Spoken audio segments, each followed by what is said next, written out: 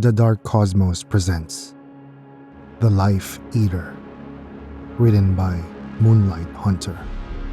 Welcome, cosmic beings. It's Keon, tonight's narrator.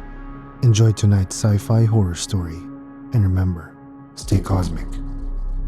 Chapter 1: Dead Eagle.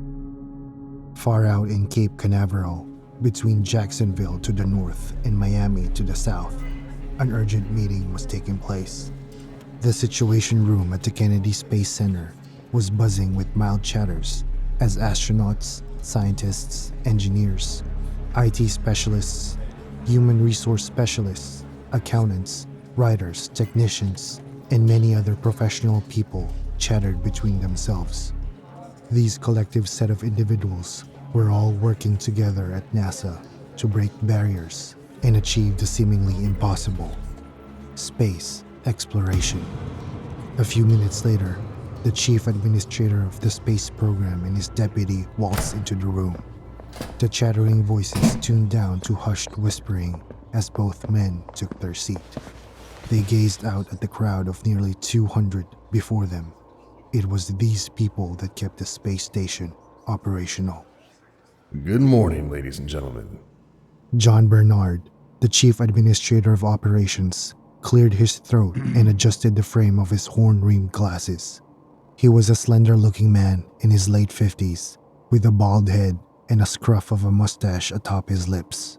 A few of the employees murmured back a greeting. Others stayed silent as they waited for confirmation from the chief administrator of the space station. The possibility of an impending mission kept most of the employees on edge. As you all know, a couple of decades ago, we lost two of our finest astronauts in the unfortunate mission to the dark side of the moon, dubbed Dead Eagle. He paused, glancing around the room that was now dead silent, before he went on. It should also be known that the bodies of these astronauts were never recovered from the wreckage of the crash, and because of that, these heroes of science were never given a proper burial. No one spoke. A sea of eyes beseeched the administrator with rapt attention. Now, I just had a meeting with the president, and after a lengthy conversation, we had decided to conduct a rescue mission back to the moon in order to retrieve the bodies of these heroes of science. It's time we give them a fitting burial here on Earth. The room erupted in a cacophony of chattering and murmuring employees as they all began to discuss how such a mission was possible. Contrary to popular belief, it was of general knowledge to everyone at the space station that the Apollo missions from 8 onwards were staged with practical effects. They had been quite successful over the years. Most citizens believed wholeheartedly that man had been to the moon. The real attempt to send the man to the moon, now called Dead Eagle, was a devastating failure for NASA. The mission failed cataclysmically, without any survivors. Communications with the spacecraft had been totally lost the moment they approached the moon's orbit, where the crashed remains of their pod floated for eternity. John Bernard sighed before holding up his arm. Decorum returned to the room for a brief moment. Now, I know what most of you are probably thinking, that this is going to be another suicide mission, but I can assure you that isn't going to be the case. As you all are also aware, we are much more technologically advanced now. Somebody raised an arm amongst the seated employees, and John signaled for him to speak. He had known beforehand that he was going to be bombarded with a plethora of questions in regards to his visit to Washington to see the president. Excuse me, sir, but if what you're saying is correct, then not only are we going to the dark side of the moon in search of a crashed spacecraft from almost half a century ago, but we're also going to be retrieving the bodies of these great astronauts? A red-haired woman draped in a lab coat inquired. Yes, Miss Amelia. Mr. Bernard quickly replied. So, what's the guarantee that the bodies of these astronauts haven't drifted off into space? She quipped. The room fell silent. Mr. Bernard cleared his throat and gave his deputy a slight nod, and after a quick swipe on the iPad in his hand, the projector at the end of the room began to play a video. It was live footage from the crashed spacecraft. A few gasps echoed in the room as the frame switched to the control room of the crashed spacecraft. There, two bodies in spacesuits floated aimlessly around the confines of the dead machine. One of the astronauts was still strapped to his seat.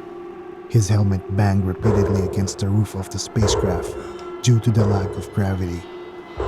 This is live feed being transmitted from the ISS. A robotic camera was deployed to inspect the wreckage and found this. Mr. Bernard gestured towards the screen. A dull, eerie thudding sound emanated repeatedly as the astronaut's helmet tapped against the metal roof of the craft's cabin. The astronaut's partner floated back and forth within the confines of the chamber. Mr. Bernard gave his deputy another nod and the video was cut off, returning everyone's attention back to him. Even though we all know what we just saw is a grim contrast to our hoisted flag on the moon, we're embarking on this mission to pay our final respects to these men and their families. We want to show the world that we're not ashamed of honoring our heroes and the legacy they left us. The silence in the room suggested everyone now grasped the importance of the mission at hand. After asking for further questions, which weren't forthcoming, Mr. Bernard brought the meeting to a close. We leave for the dark side of the moon in the next 30 days, he announced, standing up and exiting the room. Kitty Hawk approaching Dead Eagle wreckage. An astronaut said as he hopped towards the remains of the Dead Eagle spacecraft.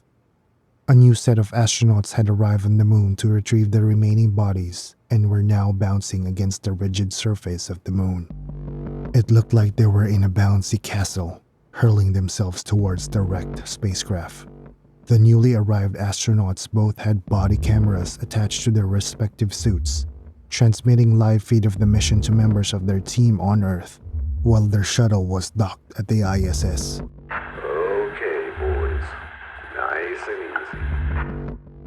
Mr. Bernard's voice echoed over the radio in their helmets. One of the astronauts was firmly clutching a crowbar. He approached the mangled, jammed door of the spacecraft, and after a few seconds, was able to pry it open. He and his partner carefully entered the cabin of the ship. Commander Bernard and the team of engineers monitoring each second of the mission back at the command base were now transfixed by the screens before them. They watched as the astronauts began struggling to cut their unfortunate colleagues loose. When they were done with that, they bound both bodies tightly with another cable cord, while one of the astronauts glanced around the pitch-dark cabin with a mini flashlight. Okay, we've got it. Let's go. The other astronaut said as he held onto the bodies, trying to prevent them from floating out of the open door. What the hell is that? The astronaut aimed his torch and stared at what looked like a static black rock floating right inside the cabin. Huh? Is that a tiny black hole? The second astronaut squinted behind his helmet as he stared at the object that was just a few feet away from him.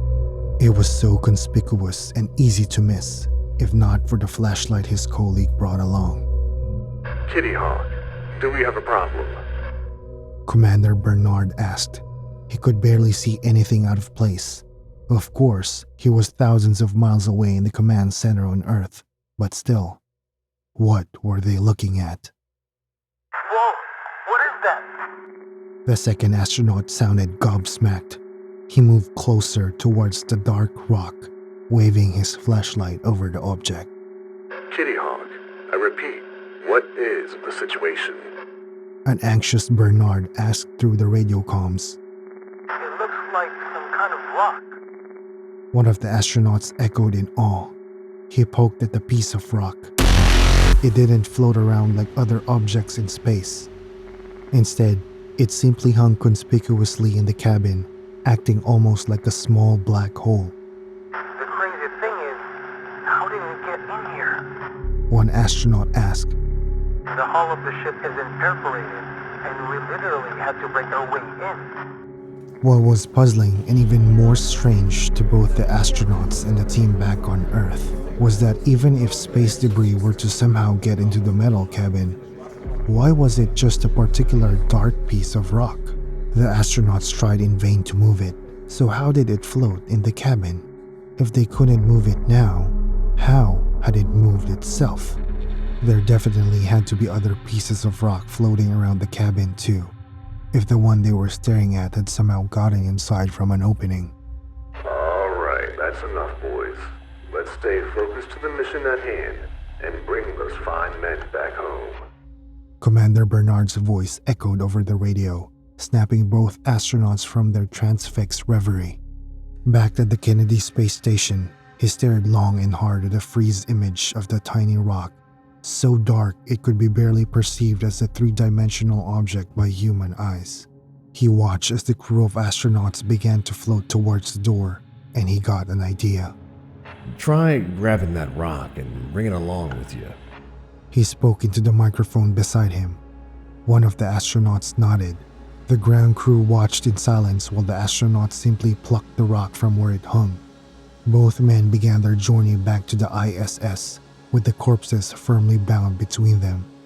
The astronauts soon arrived at the ISS, and a few days later were preparing for re-entry into the Earth's atmosphere. In line with NASA's theoretical triangulation of the mission, a Navy fleet was already waiting out in the Pacific Sea, anticipating the re-entry of the space capsule. It was supposed to crash land into the sea upon re-entry.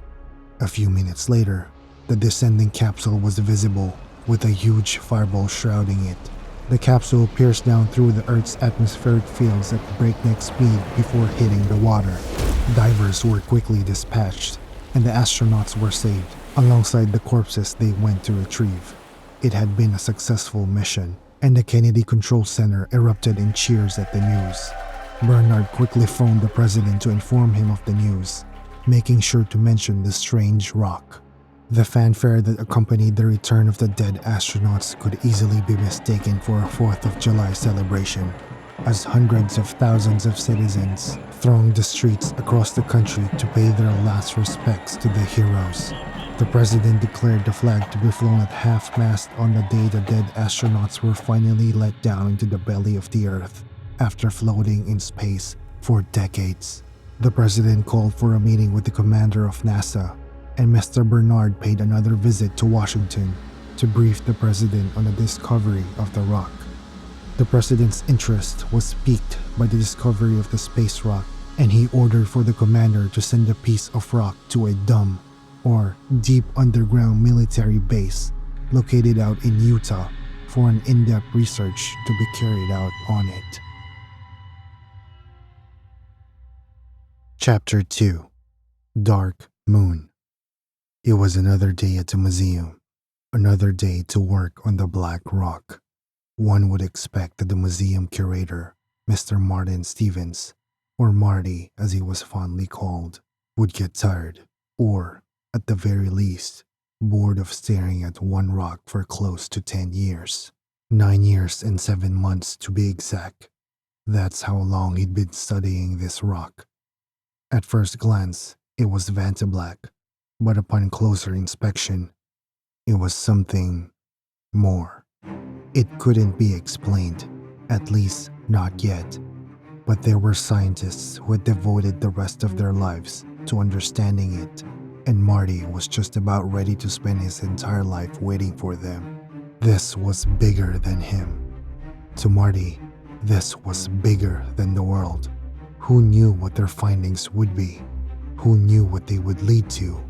So, every day since the little black rock had been handed over to him, Marty devoted every second following the scientists' research. So far, they had discovered that the rock's surface absorbed 100% of any light that fell on it. Once disintegrated, it was found that the inside of the rock had properties of regular rocks. Several extensive tests were carried out, but nothing spectacular was found. It all ended at the surface. Another fascinating property about the rock was that no matter how many tiny bits they broke it into, each piece would have the properties of the entire rock, including the light-absorbing surface. This was too rare an occurrence to pass up. For these scientists, It wasn't even about fame or glory. It was plain, undiluted curiosity that drove them. Marty was beyond ecstatic that the government granted his museum an exclusive license to show the rock fragments, and he followed up on every single piece of information that was unearthed concerning the rock. A creature of habit, Marty walked in through the museum doors at exactly 8 a.m., greeting the doorman with his signature smile and a nod of his balding head. He didn't need to speak. He never had time to, unless it was absolutely necessary. His smile-nod combination was enough to make people know he wasn't a rude man, just a busy one. He walked as briskly as he could in his three-piece suit, standing regally straight despite his protruding stomach. He reached his office in exactly 15 minutes, then leafed through the correspondence left for him by his secretary. His assistant walked in exactly 5 minutes later with his cup of coffee. "Good morning, Mr. Stevens." Nathan Eves was the only one in the world who called him that. "Good morning, Nathan," he responded with a small smile. "Here's your coffee, sir," Nathan said, dropping the cup at his boss's elbow, even though he knew the man wouldn't drink it. Exactly 10 minutes after, Marty stood up and left the office for the lab. He shrugged off his suit and hung it neatly in a locker, changing into his golf shirt and slacks before pulling on a lab coat. It made Marty smile, remembering how his wife would nag him for wearing an expensive suit to work only to change into golf wear later. The truth was, he felt more at ease in his golf wear, but he had to look the part of a successful museum curator, hence the suit. After he changed, he reached for the bottled water he knew Nathan always kept there for him. After taking a healthy gulp, he settled down to watch the footage of the space expedition that showed the arrival of the Dead Eagle rescue mission for what would be the upteenth time. No one would disturb him.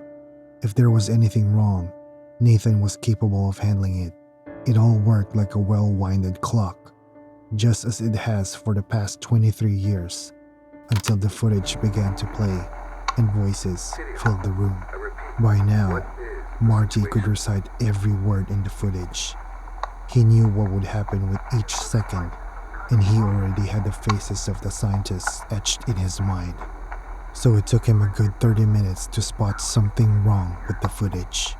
At first, it was just a feeling that something was off, but he just couldn't put his finger on it. He hunched closer to the screen, frown lines marring his face. Then he saw it. He saw himself. One of the scientists in the footage was him, or at least had his face. Marty had gone through the footage at least 3 times every day since he got it, so he knew that none of the scientists bore even the slightest resemblance to him. So how could this be? One of the others must have tampered with the footage. That was the only explanation. Maybe they were playing a prank on him? Was today his birthday? He always forgot the date and had to depend on his wife to send him flowers or organize a surprise birthday before he remembered.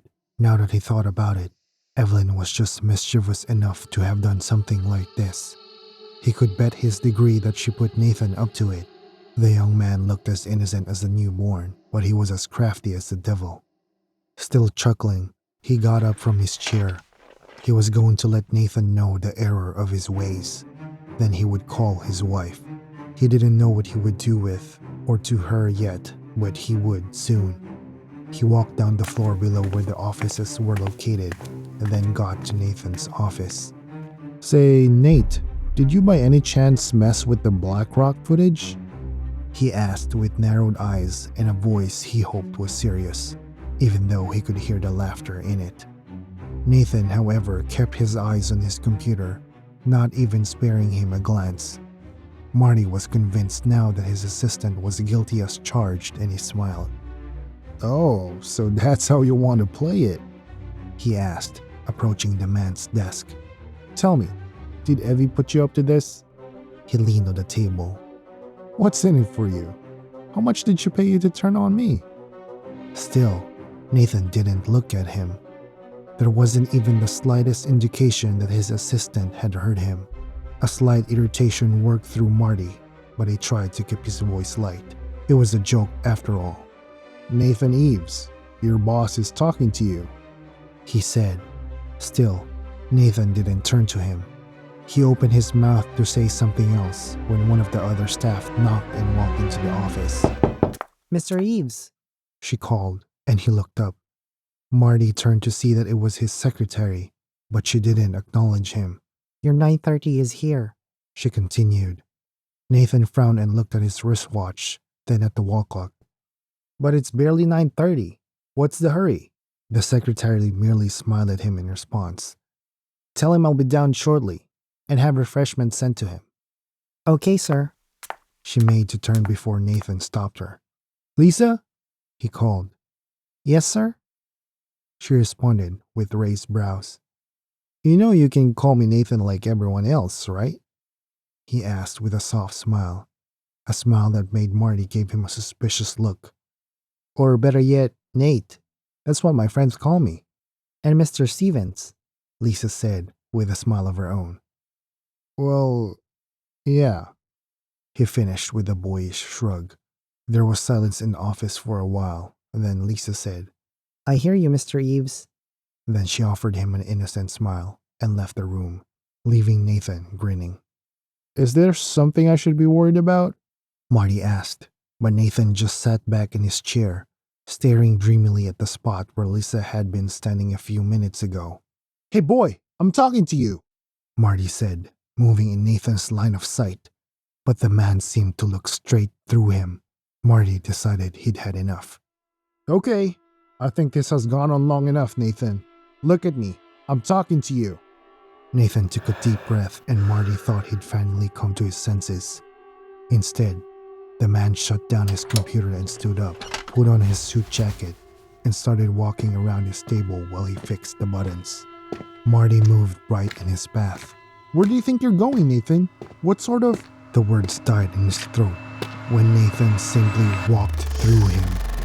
Nathan walked through him like he was thin air, like he didn't even exist. Marty's heart raced and his mind went blank.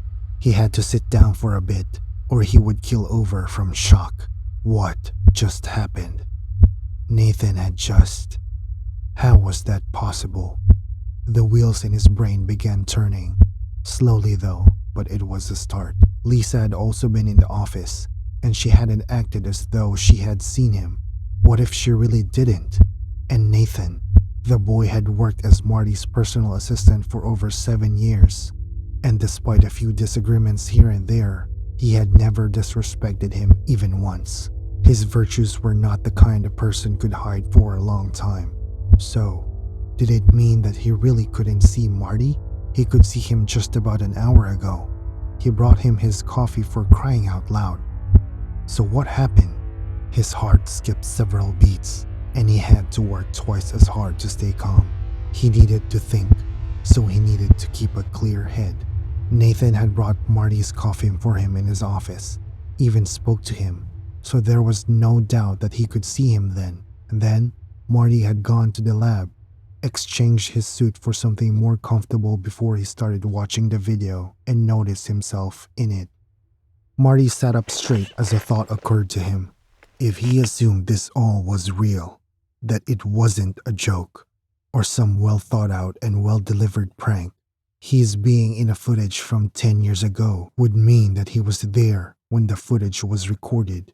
It would mean that he was part of the mission to retrieve the casualties from the dead eagle. It meant that he was there when the black stone was found, but Martin Stevens knew that he was not there. In fact, he was in the hospital, waiting for news of his newborn daughters. It was a thing amongst them now, relating the birth of the girls to the discovery of a special rock. It was an omen of how special they were. So why was he in the footage? And most importantly, why was he invisible? He decided to take a walk through the museum. Maybe someone would see him, maybe one of the visitors. If this was a prank, there's no way they would be on it unless every single one of them was hired by his wife, and that was too extreme, even for her. So he left Nathan's office for a walk through the museum, and in less than 20 minutes, he had gotten his proof.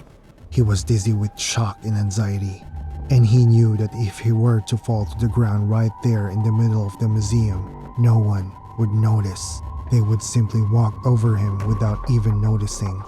More than a handful of people had walked through him already. He pulled himself to the nearest elevator, with people occupying his space as if he was just air.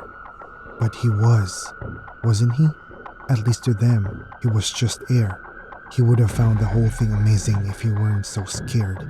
Everyone now looked like they were from an old movie. If he wasn't still in the museum, he might have been lost or confused. Maybe it was a side effect of whatever it was that was happening to him. During the elevator ride, he remembered the black rock. He remembered the awe and power he felt when he held it. It was like holding a vacuum in his hand, a very heavy vacuum. They had told him that it was just floating in the air, suspended, since it didn't move around like the other materials in space. He remembered how he staggered under its weight, partly because he didn't expect it to weigh so much. The elevator stopped on the last floor accessible to visitors. He stepped out and more memories of the fragmentation process flooded his mind. Wait, how could he remember? He wasn't even there when the rock was fragmented. How could he remember? And it wasn't just his mind. Every part of him seemed to believe the same thing. He could still feel the weight of the rock on his hands. He could still remember the thoughts that ran through his mind when he broke the rocks. He could hear the awed gasps of his colleagues as they examined the black rock. Except it wasn't him. All these memories did not belong to him.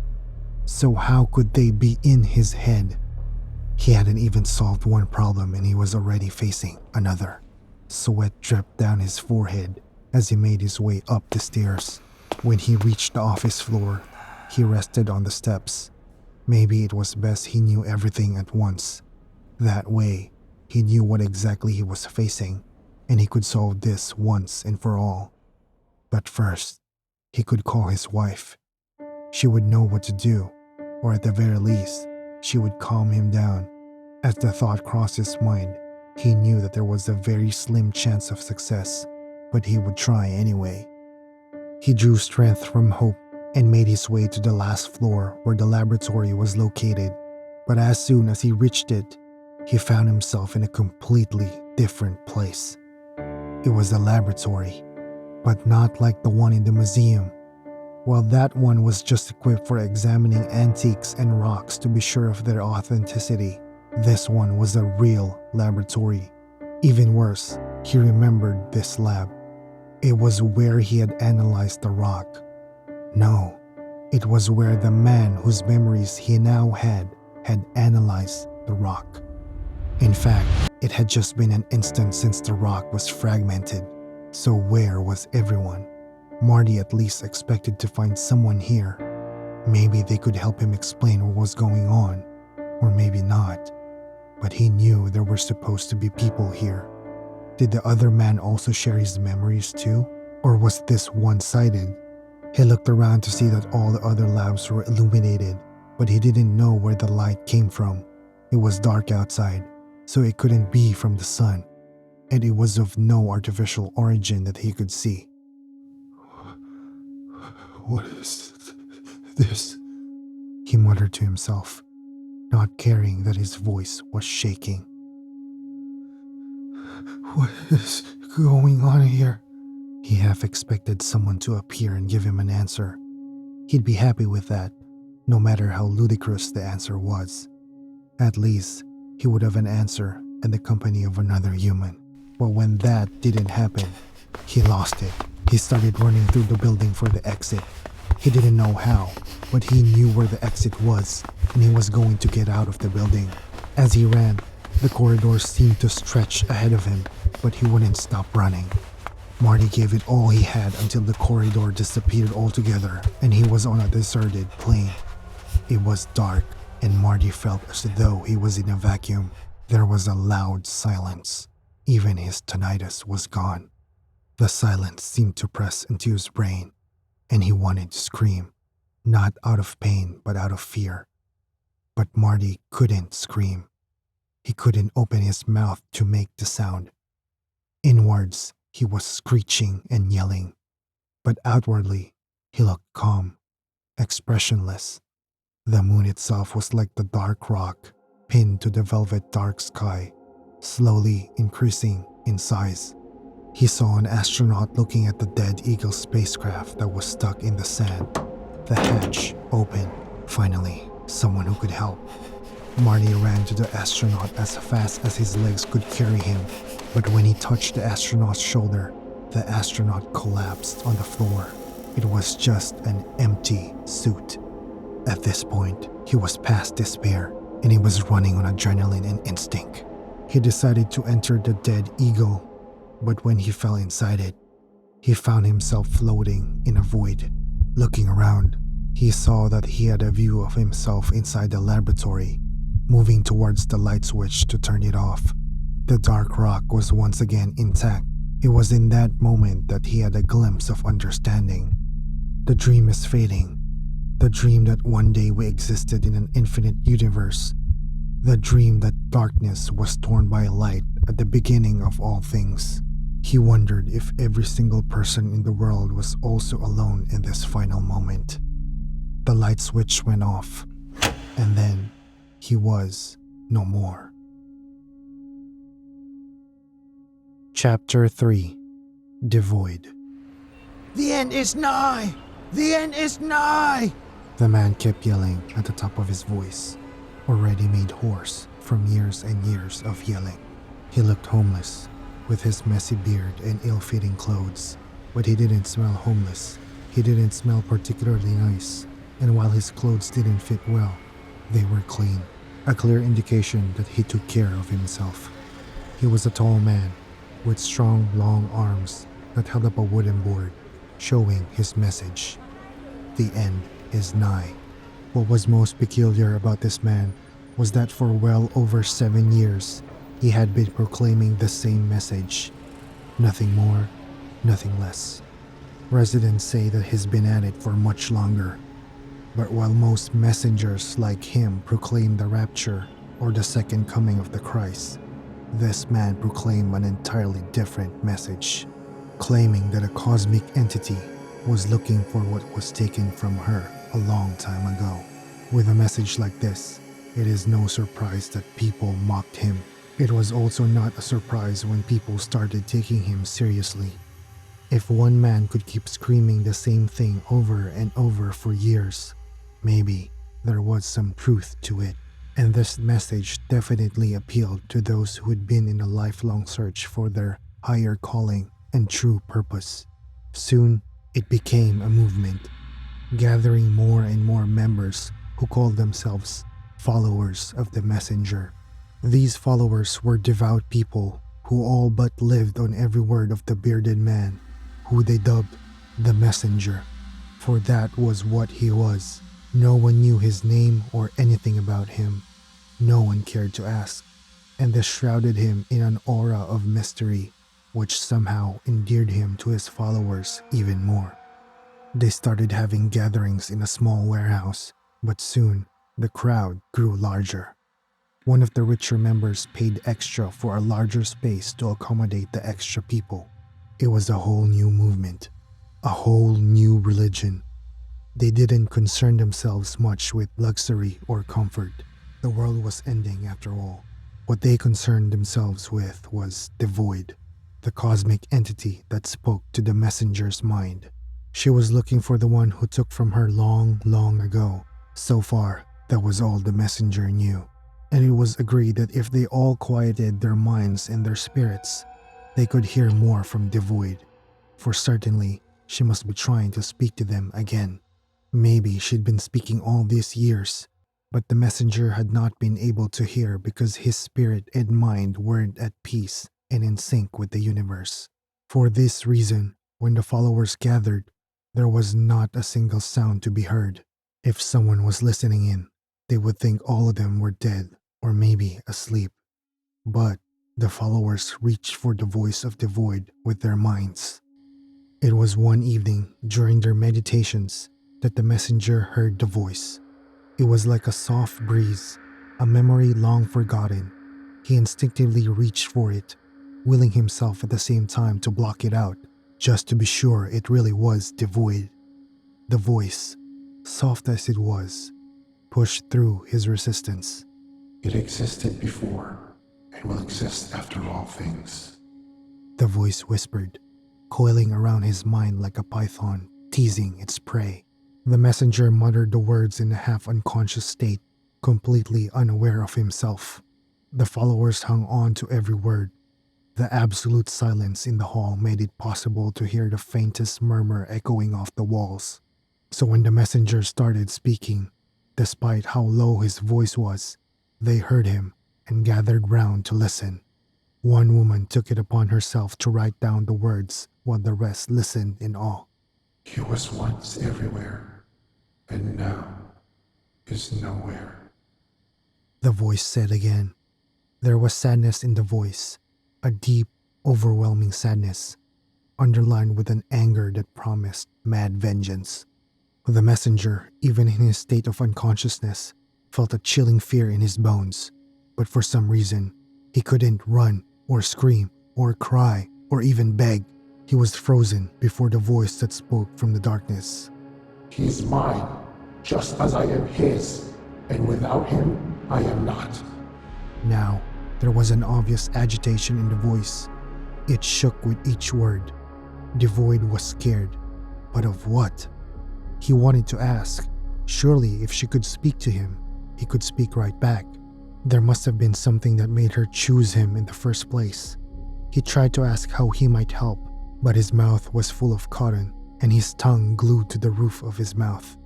Even his lips had been soon shut, so speaking was now impossible. He felt Devoid slither to and from in his head, and he knew she was pacing. Strange, since he couldn't see her, couldn't see anything but the deep darkness, not even the slightest shadow. But he knew.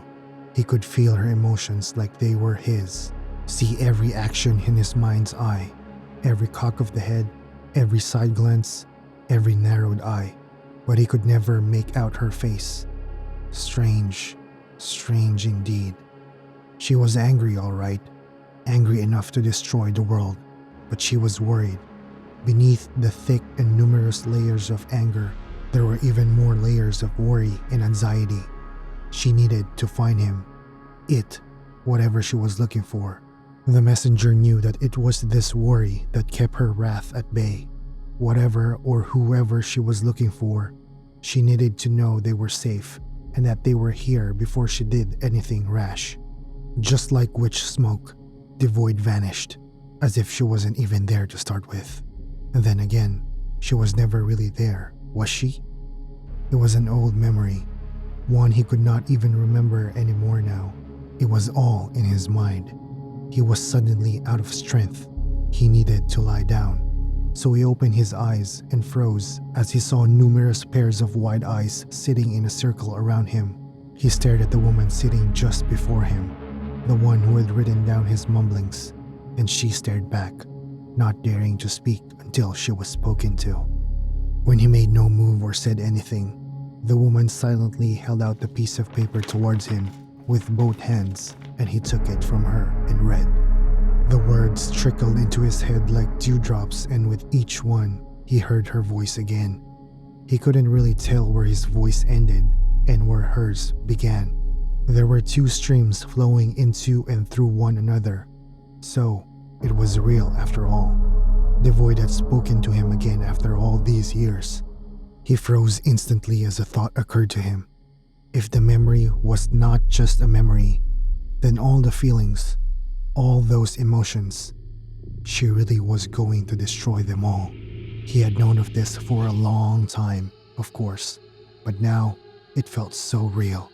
He had felt her power, felt her rage, and he knew that whenever she found what she was looking for, none of them would have the slightest chance of surviving.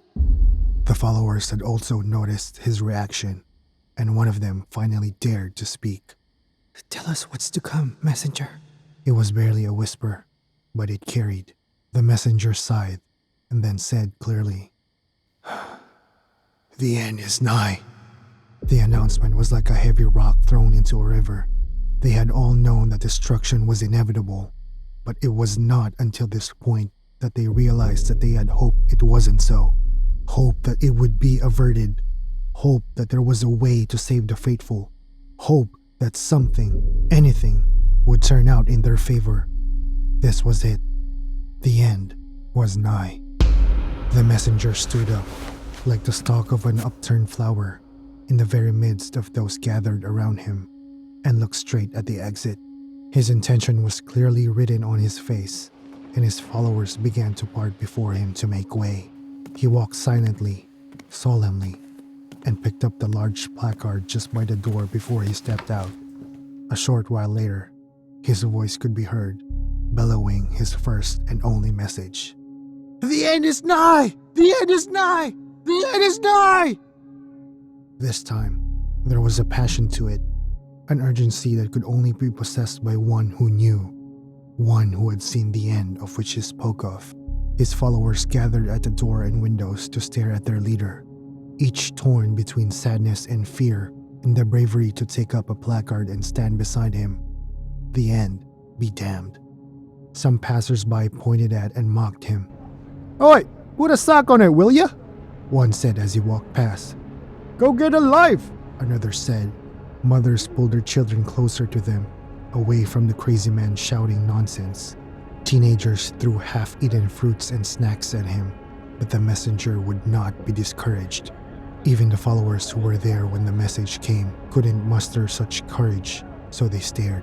"She's looking for what was taken from her long ago!" he yelled again at the small crowd that was beginning to form. Some of them already had their phones out, recording videos. "Oh yeah?" one pot-bellied man asked. "What exactly is that?" Then he repeated all that he had heard, with such vehemence that had spittle flying out of his mouth. Some people seemed convinced, those who'd known the man since he first took to the streets. Some were skeptical, some laughed at him, and others pitied him. The reactions were not a bother to him. He'd gotten the word out. It was now planted in their minds. There was nothing him and his followers, or anyone else, could do but prepare and wait. They could only take solace in their loved ones and live each day like it was their last, for one of these days may very well be. "The rock! The black rock belongs to Devoid!" he kept saying.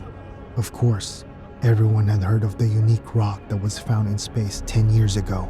They'd heard that it was like no other.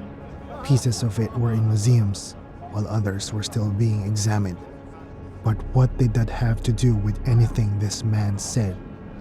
People murmured amongst themselves, and he pushed on. "They didn't tell you everything," he said with a grave voice. "They don't even know everything. They have taken what belongs to another, what was never theirs to take in the first place. And now, we will all pay for it. You mark my words. Your children, your wives, your husbands, your friends, your mother, and your father, uncles, and aunts will all be gone, and you won't even be here to feel the loss, for you will be gone as well." While he still spoke, he looked up and saw the moon rising. Dread washed over him like a bucket of ice water. It was still too early for the moon to come out. With the recent message, this could not be any mere coincidence. He watched as the dark mass, which was too dark to be the moon, grew bigger and bigger, casting its shadow over the horizon. "She's here," he whispered as he watched the darkness grow larger and larger. "She's here!" he said again, louder now. But when he looked around, he saw that he was alone. He spun around and saw that all the followers who were gathered behind him were gone too. He was left all alone, and he knew that it was only so he could see the end come before it took him too. "Shit," was the last word he got out, and then he was no more. Chapter 4: Eclipse. This chapter contains strong violence. Viewer discretion is advised. It was 8 in the morning on a beautiful Tuesday, but of course, Myron Bennett couldn't appreciate the view because his curtains were drawn. He hated sunlight. He lived alone in his grandmother's house. It was the house he had lived in all his life, since his mother ran away after giving birth to him. As much as the old woman took care of him, she was a shrew. She never made him forget that he owed her the very air he breathed, screeching at him every second she was awake. When he misbehaved, or whenever she felt like it, she would whack him behind the head with a wooden spatula. It was always with a wooden spatula. Myron was a miserable kid, and school wasn't any better. He was always bullied because of how scrawny he looked, and he was failing all his classes. It was as if the world was against him, and he was powerless to do anything. His head was always pounding with a headache that wouldn't go away. His chest always hurt, and every time no one was looking, a tear would slip. It was all too much, and he just wanted it to end. After a long thought, he decided he was going to kill himself. The world was too cruel and merciless to him, and he'd had enough. He decided it was going to be on a Saturday, since it was the last day of the week. It was fitting that it would be the last day of his life. He was also born on a Saturday, so it was fitting all round that he should die on Saturday. His grandmother always went grocery shopping on Saturdays, while he had to clean the house. He was expected to be done before she came home from shopping, or there would be hell to pay. This Saturday, however, he wouldn't do anything. It would bring him satisfaction to know that on his last day, he'd very deliberately annoyed the old hag, and she wouldn't be able to punish him for it. So, he waited till he was sure that his grandmother had left the house. Then he went downstairs and got a big knife. Grandma made sure there were always sharp knives on the block. He looked at his reflection in the steel blade, and his whole life flashed before his eyes. He was really doing this, wasn't he? There was no going back now. There couldn't be. There was nothing to go back to. While he stood there, he heard his grandma muttering curses as she came back to the house, and fear paralyzed him. How could she be back so soon? He was supposed to have at least 45 minutes. He'd planned everything down to the last second. This was not supposed to happen. He stood in his spot, still as a statue, as his grandmother walked in, still cursing her old brain as her head darted from left to right. She was searching for something. Where is it? She asked herself. Where's the blasted wallet? Then, as though drawn to him, her eyes caught Myron's, and a look just to his right showed her the wallet. Myron followed her eyes, and he knew in that moment it was over for him. His grandmother narrowed her eyes as she approached him. You're stealing from me, boy! No, ma'am, he whispered, but from the way she flinched, he knew the truth wasn't setting him free. He watched as her wrinkled face squeezed into a scowl. You steal my wallet, and now you lie? She asked. She wasn't yelling yet, but every word seared Myron's ear like hot venom. On my honor, ma'am, I didn't. He was cut short when her hand landed on his face and sent him staggering. The knife fell from his hand. For her age, Myron's grandmother still had a lot of strength in those old bones. Or maybe it was Myron who was too weak. He saw stars and heard bells in his head. But Grandma wasn't done yet. She approached him, waving the dreaded wooden spatula like a mad woman. I feed you! She screeched as she hit him with it. I clothe you! I give you clean air to breathe! And this is how you thank me? By stealing from me? I should have let that prostitute of a daughter flush you away when she wanted to. She kept hitting him. I brought her up in the way of the Lord, and this is how she disgraces me. And now this is how you'll pay me? You are truly your mother's son! Myron faltered under the onslaught and blindly reached for the knife. It was now or never. He reached for it with full intent to stab himself, but somehow he stabbed his grandmother and watched as the shock, then pain, then realization raced across her face. His mind went blank, but his hands seemed to develop a mind of their own. He pulled out the knife and rammed it into her again and again and again and again, till there was no hope of her coming back in this life or any other one. He stared at her lifeless form as an unholy peace filled him, a peace he would never have felt if he had killed himself. The dead feel nothing after all. He cocked his head and wondered what the world looked like through the woman's lifeless eyes. It was then that it dawned on him. He had just killed his grandmother.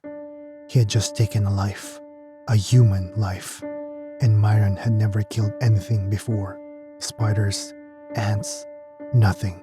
He knew what it was like to be small and have people pick on you just because they can, so he sympathized with smaller insects. He choked on a sob as he felt a wave of fear wash over him. Many things came to his mind at once. He was alone now in the world, and what would happen to him if he were found out? The fear nearly drowned him before his mind snapped like a twig and he fell back, rolling with laughter.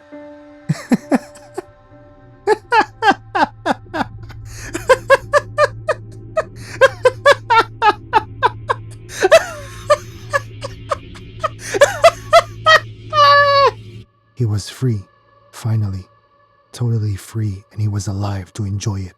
Never again would anyone pick on him. He might not have strength, speed, or agility, but he had the knife. Feeling inspired, he dragged his grandmother's body out the back door and buried her. Their closest neighbor was a good 15 minutes away, so they were basically alone out here, just the way Grandma liked it. Well, it was just good for Myron. He could carry on about his business in peace. When he was done, he cleaned the house from top to bottom, 3 times over. Then he had the best nap of his entire life. He called his mother. She always kept in touch with Grandma, but she never spoke to him, and knowing the old shrew, he was probably never allowed to. He told her what she had done, and she came to the house that evening. She moved in and assumed her role as his mother, never breathing a word of what happened to anyone. They never even talked about it. It was as though it never happened. That, however, could not make up for 16 years of neglect. He killed her eventually and was on his own since then. Now, 18 years later, he'd grown an impressive body count. He worked at the local store, which gave him multiple options to pick from. Where better to find elderly women? Once in a while, he went for middle-aged women when the mood struck.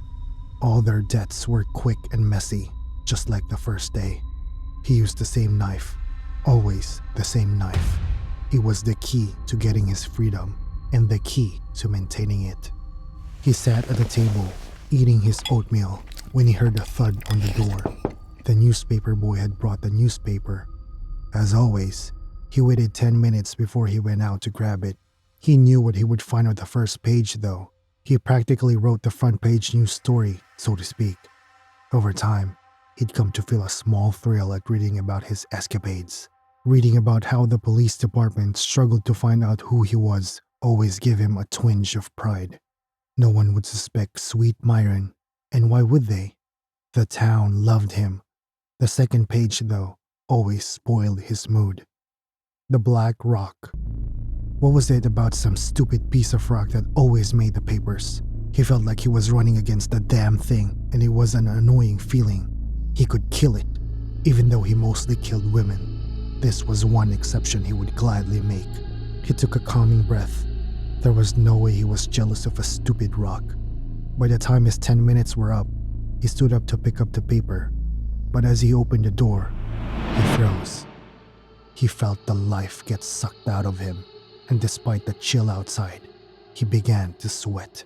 He wanted to close the door and run up the stairs to his room, but he couldn't move. He couldn't move his eyes from the figure just across the street. It was her, not just a look-alike. He could never forget her face. You never forgot the face of your first. Not when that face had been a constant nightmare for the first 16 years of your life. Her gait was still the same, even after being dead for more than a decade. The shock of that thought made him slam the door shut, as if it could shut out the image from his head. No, she was dead. Dead and decayed, and there was no coming back from that. Convinced, He opened the door again and he didn't see her. He breathed a sigh of relief. He convinced himself that his mind was probably playing tricks on him. Maybe it was time he dropped the knife for a while. Maybe give it up entirely. He picked the paper up and shut the door. As he walked back to the kitchen, he realized the paper felt heavier than normal. The first page was what he expected, a small smile creeping over his face as he read through the article. He flipped open the second page, and the smile grew wider. What was this? He'd taken the second page spot too, from the damned rock. Then, he flipped to the third, and his smile quickly turned to a frown. Frantically, he flipped to the fourth and fifth pages. His entire world was spinning out of control. Each page had an article on his past victims, from the most recent to the least, and the newspaper had many more pages than normal. Something was wrong. Something was very wrong. He began to hyperventilate, and he tried to calm himself. He always had to be calm, or he'd make a mess of things. He staggered to the breakfast table, but stopped mid-stride when he saw the table littered with copies of the newspaper. He looked at the copy in his hand, then at the table. Then he closed his eyes and counted to 10. When he opened them again, he saw double the amount on the table and the floor around it. Tremors racked Myron's body from head to toe. What was going on? What was this? He couldn't move. He didn't even know if he should, so he stood where he was. Maybe it was something in the oatmeal, or probably something in the air. None of this could be real. While he was still contemplating, he heard footfalls upstairs, just above his head. He was alone in the house and kept the only key. There was no way anyone else would be in the house this morning. He started toward the staircase when he heard more footfalls. They came from behind him this time. He spun around and landed on his ass as he came face to face with Mrs. Abernathy, the elderly widow of the town plumber. He'd killed her. Her face stared at him like she was seeing through him, or maybe she wasn't seeing him at all. At this point, Myron Bennett could not be sure of anything anymore. While he still sat there, he caught movement from his left and turned to see as his mother walked in through the living room. He stared at her, and she stared back with the same blank expression as Mrs. Abernathy. "Mom?" he called out in a shaky voice, but there was no reply. "Hi, Mom." He tried again and waved this time, but there wasn't even the slightest move from her. He looked back to Mrs. Abernathy, but found that she had been joined by a third guest, a middle-aged woman. He didn't remember this one's name. No, he didn't know it. He never forgot the names of his victims. He remembered that she had gotten into an argument with him at the store, and the store owner, Sam, offered to give the woman a 40% discount on her purchase. Myron had worked for Sam for 5 years at the time, with stellar behavior, and he was more than a little bit hurt that Sam didn't take his word for it and throw the woman out of the store. Myron had sworn on his life that he would kill her, even if it was the last thing he did. A week later, she turned up dead. Now, she was here in his house, staring at him like he was air. More and more of his victims kept coming out of places that people didn't normally come out of. But then again, this was no normal circumstance. He slowly picked himself up, knowing all too well the dangers of sudden movement when one was held captive. He walked backwards up the stairs, fearing to turn his back on them in case any of his previous victims decided to come after him. He reached the landing just as the window downstairs broke and he heard someone struggle to come in. Then, the door burst open, admitting more women. His grandmother stood at the head of the group. She pinned him in place with her sharp gray eyes, and he felt fear like never before. He ran to his room, but as he was about to enter, he saw another woman standing in front of the window at the end of the hall. The sun coming in behind her made it hard to see her face, but he sure as hell recognized the gown she wore. He'd sold it to her, and it was the one she wore the night he killed her. At the time, Myron thought it was somewhat poetic. Now, however, it was just terrifying. What was worse that the sun cast her shadow on the ground. Ghosts did not have any shadows. He ran into his room and bolted the door. He needed to think. All the women still bore scars from where he had cut them. Their dresses were still torn in the same places, and if they could cast shadows, it meant that the sun didn't just go through them. They were real. How was any of this possible? He heard them running up the stairs. Not walking, running. They were coming for him. He double-checked that the door was bolted and locked, then ran for the window. He'd never jumped out of a window before, but he was sure he could make it. If he didn't, at least he lived 18 years longer than he expected to. He opened the window, and the darkness hit him like a fist to the face. 1 second, it was day, and now, there was darkness, darker than any night he'd seen before. It was as if the daylight had been a painting on the window, a mere illusion of the sun. He didn't have time to think too much, though. The women were pounding and scratching the door. He remembered what he did to each of them, and he didn't want to know what all of them would do to him. He looked down from the window and saw only an endless abyss. He was looking at the edge of the world.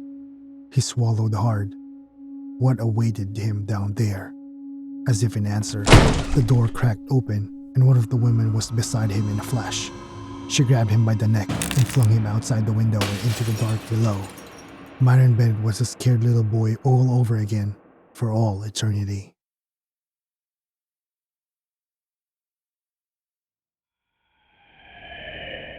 He woke up with a scream and the urge to run, but he found that he couldn't move. He couldn't scream.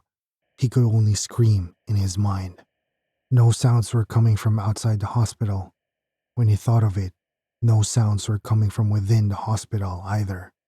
There were no sounds of nurses walking past, no sounds of patients being rolled by, no sound of even the air being stirred by the slightest breeze. The silence was thick and deep. Myron found himself hyperventilating. He would have been greatly relieved if he could hear his gasps, his whimpers, but even those were swallowed up by the silence. Nothingness echoed back at him. The sound, or lack thereof, shattered like thin glass when the door opened, and Myron could feel a whisper of hope. Finally, someone was coming to him. That hope was promptly silenced when he saw one of his victims walk into the room. In the place of hope was a vacuum, which was then replaced by crippling fear. The woman just stood there at the door, staring at him, still as a statue. She bore the ghastly scars from where she was slashed by Myron. Her face was all but shredded, but it gave her some kind of otherworldly beauty. She took a tentative step forward, as though she was scared that Myron would attack her. It was then that Myron saw the flower cupped in her hands. Had it been there, or had it just appeared? She took another step, more confident now, no doubt certain that she was no longer at his mercy. She didn't hasten her steps, but neither did she slow. She walked like a bride being led down the aisle to her groom, and it was just as well because she looked like one. Her skin was pale and gave her an ethereal glow. Her hair was loose around her shoulders, and her torn gown flowed around her ankles. The flower in her cupped palms glowed like a lamp, guiding her path through the darkness. The darkness. It was then that Myron realized how dark it had gotten inside the room. The distance between the door and Myron's bed was no more than a few steps, but as the woman approached, it seemed like she truly was walking down a long aisle, and he had the misfortune of being her groom. Eventually, she reached the foot of his bed, and Myron immediately drew his legs up to his chest. She didn't even take a glance at him. She simply laid the flower just at the edge of the bed, with the gentleness of a mother laying her child to sleep. He didn't see the woman leave, but he felt another enter. It was the last victim before his first visitor. So this is how it's going to be? He said to the woman who had begun her own march. Just like in the newspaper. There was no answer though, just as he expected. What he didn't expect was for her to hold his gaze, in quite the literal sense. Myron couldn't look away, no matter how much he wanted to, no matter how much he tried to. Her white gaze was laser sharp and seared right through his brain. He could feel her pain with every fiber of his being. Painful screams burned in his throat, but he couldn't do or say anything. He was practically being bound and tortured, and there was no means of letting out the pain. Hot sweat ran down his face in rivulets. They burned his back, and Myron begged for the mercy of death. Even he didn't let any of them suffer for this long. The woman dropped her flower, and Myron wondered how it just stood, frozen in place like that. Only when she turned to leave did he feel any relief. It was like nothing happened, but he knew. He knew that he didn't just imagine that torture. The smell of vanilla filled the room. It soothed him, and despite himself, he started to feel at ease. The next woman came in, and her presence expelled every sense of peace or safety within the room. The sweet scent of vanilla was chased out of the window and into the dark, leaving fear and death in its wake. Where the previous woman had borne expressionless faces, this one bore a small smile. It was faint, but Myron noticed. He couldn't relax. He felt even more uneasy than with the first two women. Hatred and revenge radiated from this woman in waves. He could almost see it emanating off her. She held a rose, cupping it at the neck as she sashayed towards him. She reached his bed and stood. Myron stared at her, and she stared back. She was mocking him. He didn't know how, but he was sure of it. It was also beginning to become clear that he wasn't leaving here the same, if at all. She separated the rose from its stalk, laying the flower like her predecessors and throwing the stalk unceremoniously at his feet. It landed just a hair's breadth from his folded legs. She gave him one last look and turned to leave. Then lighting broke through Myron's mind and shocked his very being. Memories ran through him like glass shards, scratching him. He opened his mouth to release a blood-curdling scream, but the sound was swallowed by the silence. His body jerked backward, and his back arched with the intensity of the pain. He tasted blood in his throat. He felt like he was being flayed as horrible tremors racked his body, and there was no one to help him. There was fear, and there was pain, and at that moment, Myron Bennett felt both in their purest forms. Like the others, this one ceased abruptly, and Myron's body collapsed on the bed just as another woman was entering the room. Although everything lasted for less than a minute, Myron didn't know how much more of this he could take. More women came and dropped their flowers, inflicting their own forms of torture in varying degrees. What's worse, each took the light with them as they left, leaving Myron in an ever-increasing darkness. At some point, even their glow was buried in obscurity, and all he was left with was the faint echo of their bare feet slapping the ground. It was unnerving, to say the least.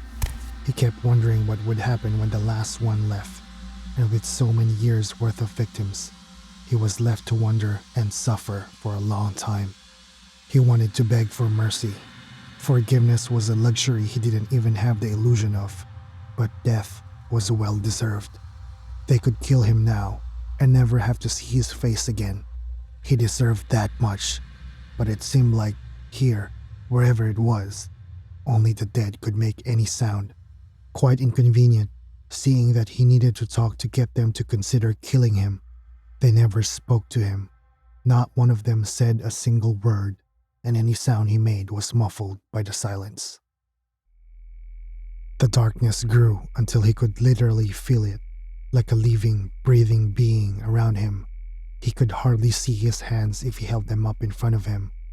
All his senses were alert now, even though he was fast losing his sense of direction. The footsteps seemed to be coming from different directions now. Then, they stopped altogether as the last woman left the door, leaving him locked in a chain of flowers around his bed. There was a stillness, but not quite as absolute as before.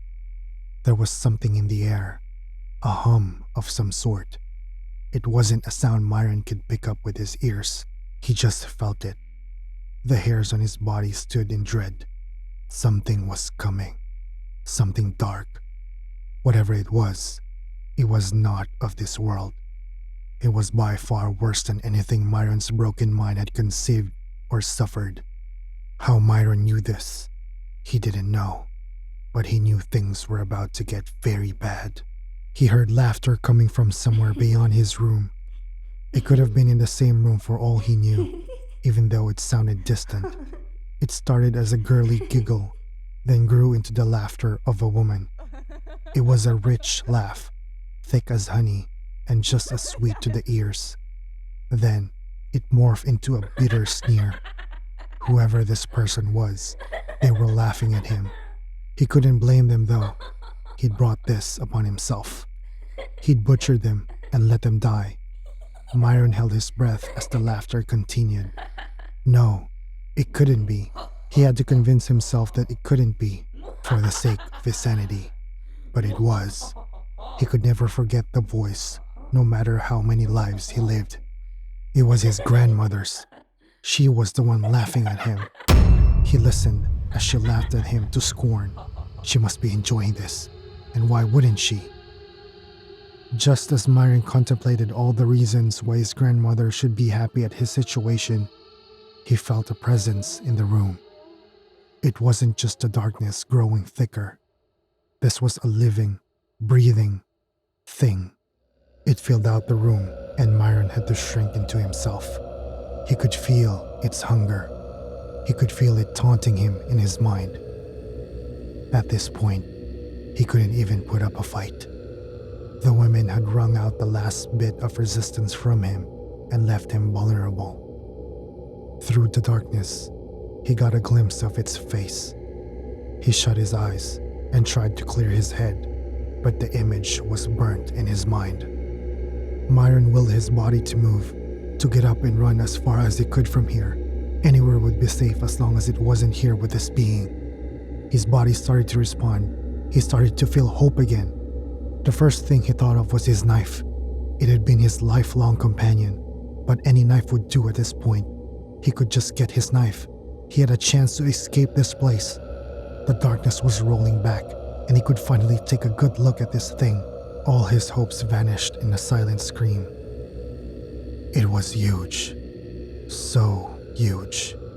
It was above him, below him, around him, and it had more mouths than all the stars in all the galaxies combined.